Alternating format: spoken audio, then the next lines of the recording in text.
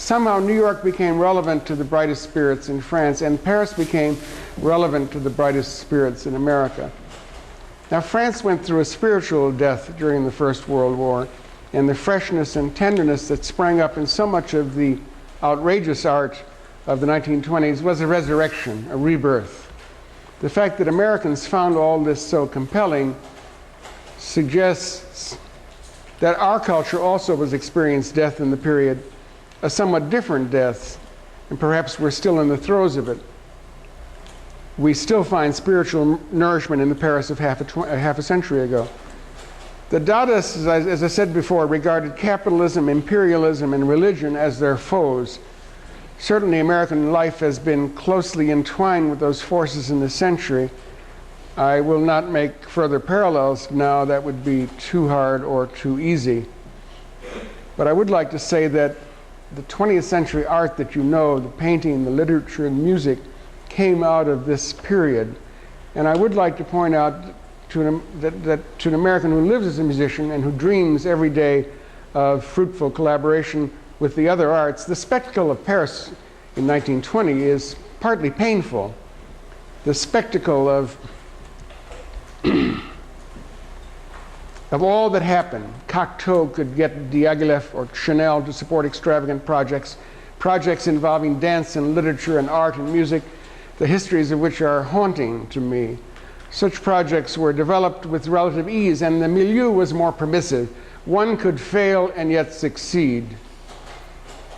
Parade lasted only 2 nights and made its principals into famous people. It was no golden age, and much of the glitter was false, as it often is. But the artists had self-respect. They needed their benefactors, but they didn't need to bury them in triplicate supplications. They had time to think and drink and talk. They had that leisure and measure that Edmund Wilson wrote about to Scott Fitzgerald. And what vitality the period had. All this is what has drawn me to Paris in the 1920s, but there is no more Paris like that, not even in France. Before he died in the 1960s, Cocteau said as much. We all had to live together a great deal, which isn't the way nowadays. People live together less, I think. At certain times in my life, we were constantly with each other, talking, discussing the same things, trying out our work before presenting it. Now it is not like that.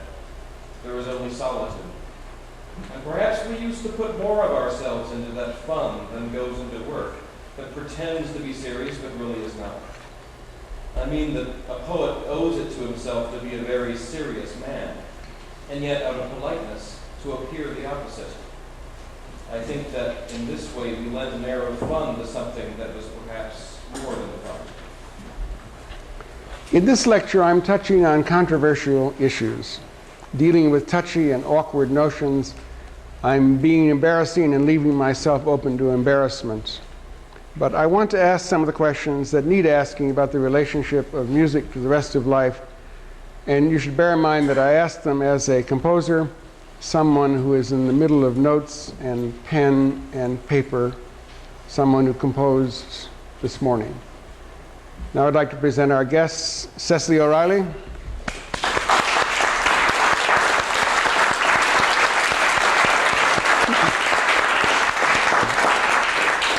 Mark Holman,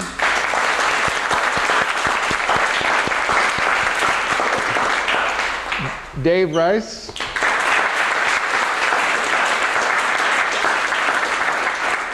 and Carol Laverde.